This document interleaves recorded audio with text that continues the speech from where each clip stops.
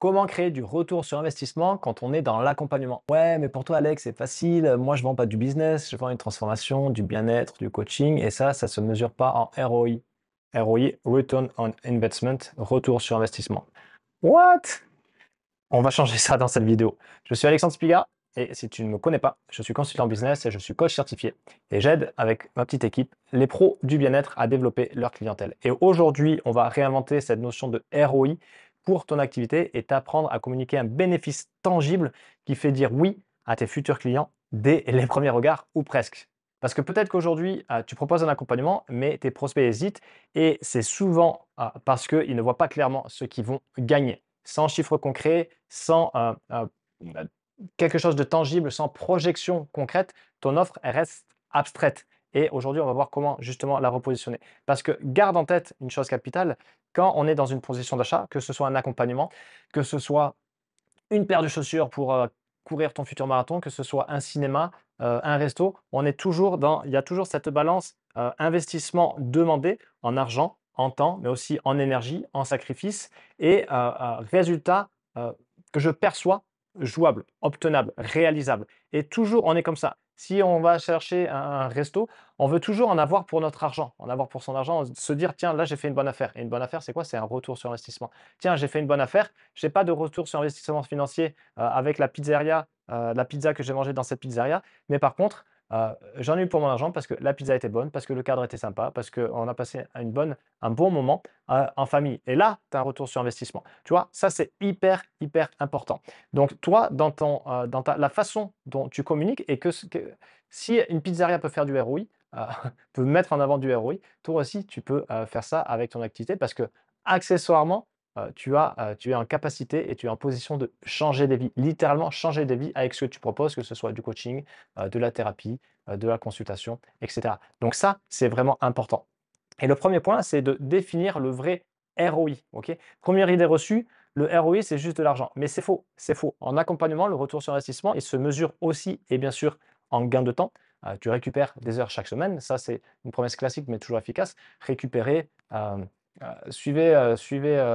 grâce à mon accompagnement de 3 mois, vous allez récupérer, minimum 3 heures par semaine, dans votre agenda et ça, putain, le temps, pardon, je suis grossier, mais le temps, c'est la seule ressource qu'on ne peut pas récupérer. On peut faire de l'argent, on peut, dormir et récupérer de l'énergie, on peut retrouver de l'espace mental, mais du temps, on peut plus. Il file à chaque seconde, OK? Donc ça, c'est hyper précieux. Gain de temps.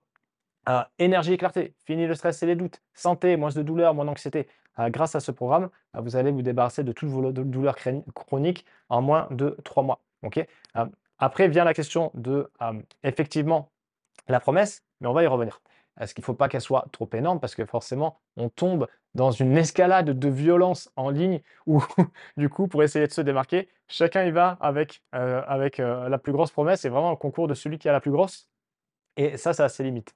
Mais là où la différence va se faire, c'est aussi sur toi, comment tu te positionnes, bien sûr sur ta proposition de valeur, mais toi aussi par rapport à l'approche que tu as et ce qu'on peut appeler le personal branding de façon générale et pas forcément très bien comprise. OK?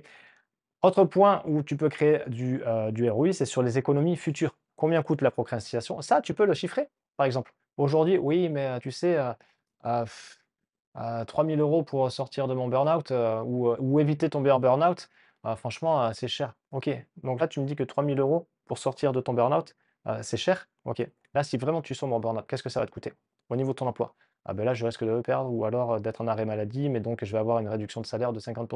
OK, donc 50, tu gagnes combien? 3 000 €, donc 1 500 €. OK, donc tu vas tomber donc en 2 mois, si tu évites ça, en 2 mois déjà tu perds l'argent ou tu la récupères. Ensuite, au niveau de, des relations avec, ton mari et tes enfants.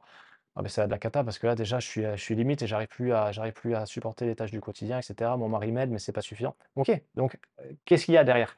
Et vous pouvez creuser comme ça. Et l'idée, c'est pas d'appuyer de façon dégueulasse sur, la douleur de façon purulente, mais c'est de faire prendre conscience. Et la vente, c'est vraiment de la prise de conscience. Donc vous pouvez très bien faire ça au bout de la chaîne, heu, hem, soit sur une page de vente, soit en appel de vente, mais aussi bien sûr en amont dans votre communication, qu'elle soit sur du trafic payant, publicité ou en organique, avec, à travers, vos posts en ligne ou les ateliers que vous donnez, qu'ils soient en présentiel ou, en ligne. OK? Donc vous voyez que là, factuellement, si vous découpez, les conséquences négatives pour votre prospect de rester dans cette situation, quelle qu'elle soit, hein, quel que soit le domaine, il y a toujours des conséquences négatives et vous pouvez aller plus loin. OK, et ça va te coûter quoi ça? Et donc ça, qu'est-ce que ça va te coûter? Et cetera. Là, forcément, le ROI, il va se faire tout seul. Parce que non seulement vous allez montrer à la personne qu'effectivement, c'est pas abstrait, en fait, de rester dans sa situation, ça a un vrai coût et surtout, vous allez l'aider à prendre conscience. Et nous, vous, moi, des fois je te tutoie, des fois je te vous vois, tu as vu?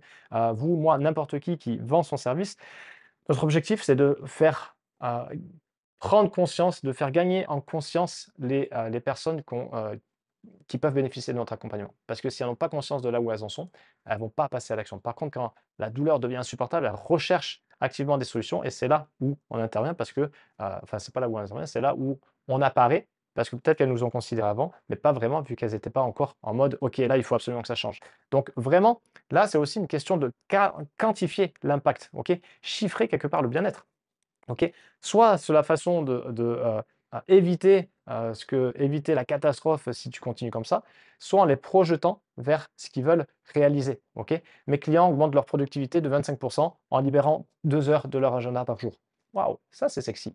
Parce que, bah, en fait, moi je veux continuer à être efficace, mais en fait, j'en peux plus. J'en peux plus, je suis lessivé. Donc effectivement, si toi tu me dis, que, tu peux à la fois me libérer du temps et garder en efficacité, ce qui est possible pour 90 des gens parce que si on applique la loi de Pareto de 20-80, ça veut dire qu'il y a 80 de nos actions qui amènent 20 de nos résultats. Donc, dit autrement, on brasse du vent, toi comme moi.